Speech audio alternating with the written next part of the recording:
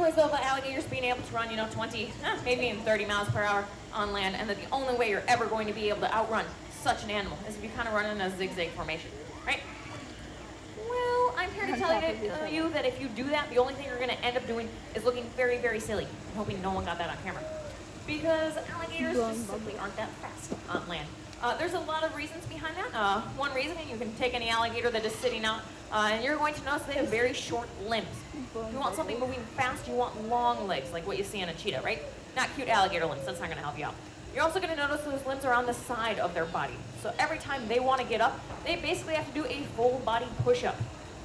Looks like one of our alligators might be moving a little bit. Now just readjusting his spot in the sun. So it's kind of a slow movement, to be sure. Next thing you'll notice is they have pretty large tails, and those tails can be very heavy. Oh, here's a great example of kind of a belly crawl that we have going on. So these tails right here can be very, very heavy. Some of our males, upwards of around 200 or so pounds. So it's a very, very heavy tail. And they actually don't have female, but on some of our males, the head can be upwards of around 100 or so pounds. So 100-pound head, 200-pound tail, short alligator arms equals basically a recipe for an animal that's going to be pretty slow on land. We definitely have the ability to outrun them. I would not be standing in this enclosure if I was unable to outrun an alligator. Simply wouldn't see me being in here.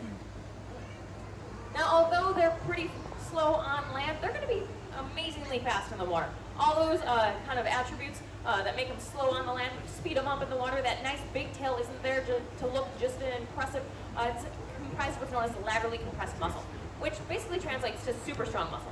It is what is helping these animals to blast out of the water and unsuspected. Now, I'm going to be able to go ahead and grab that later. But